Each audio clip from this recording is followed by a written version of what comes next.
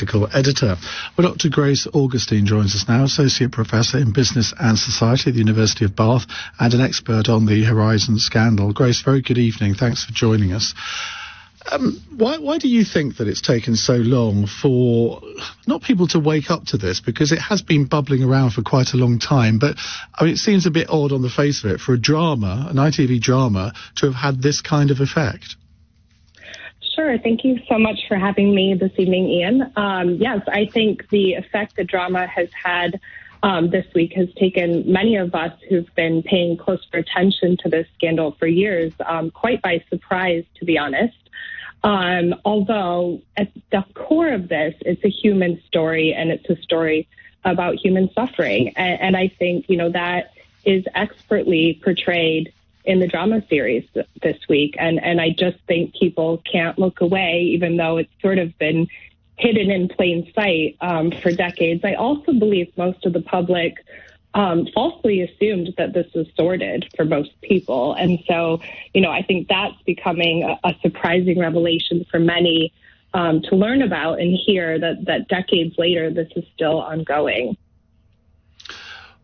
One aspect of this, which I don't think has had enough emphasis put on it, is the role of Fujitsu, the company that created the Horizon system, and according to the drama, did access post office, individual post offices' Horizon accounts, despite the post office promising that was actually impossible to do. Now, Horizon, I think, have been awarded £6 billion worth of government contracts since the Horizon system was invented.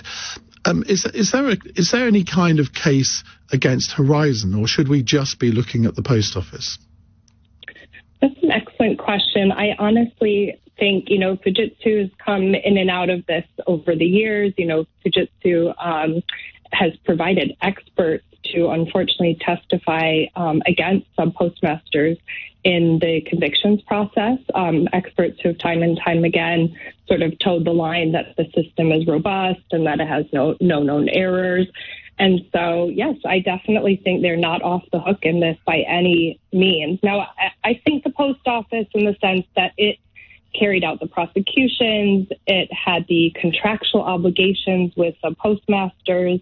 I think there's a reason that, a great deal of the emphasis is being placed on the post office, rightly so.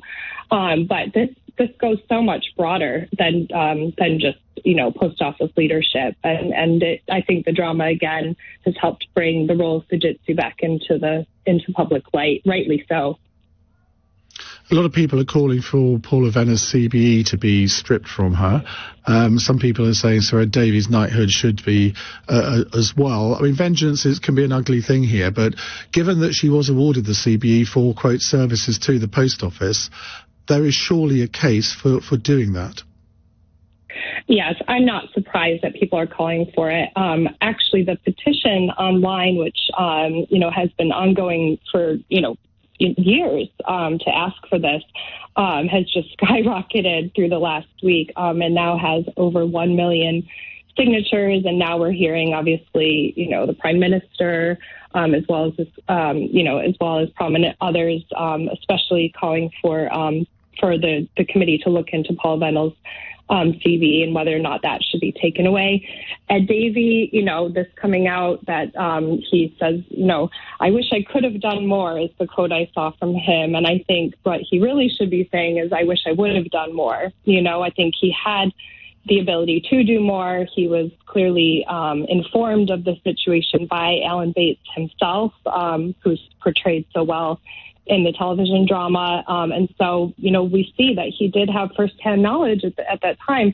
It's just so many people up and down the chain of command did not believe these sub-postmasters when they said they were innocent. And part of that is working with modern IT systems. They did not have access to the level of transaction level detail, let's say, to really prove or show that they were innocent in a clear and compelling way to most people. And so, where to place the blame is sort of unfolding, but there certainly needs to be some accountability for this. So, sometimes TV dramas can be accused of over-egging the pudding. You've been ensconced in this for many, many years. When you were watching it, What was going through your head? Were you sort of almost doing a fist pump, saying, yes, they've got this absolutely right, or were there aspects to it that you were a little bit doubtful about?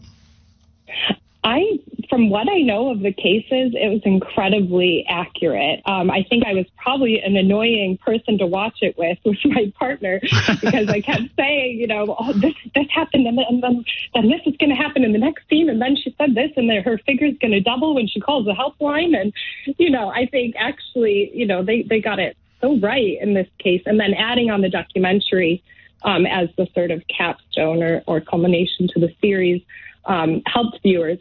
I think it hit it home even more to see, oh gosh, here's the real life people, and this really did happen, or that really did happen. And so, hats off to the producers. And I know they worked with key journalists like Nick Wallace, who's been covering this story for years. And they worked with the sub-postmasters themselves. When I interviewed them, they said, oh, I've been in contact with the producers of this drama. And so they really did go out of their way, I think, to make it as realistic as they could with the information that they were given. Thank you very much indeed. That's Dr. Grace Augustine from the University.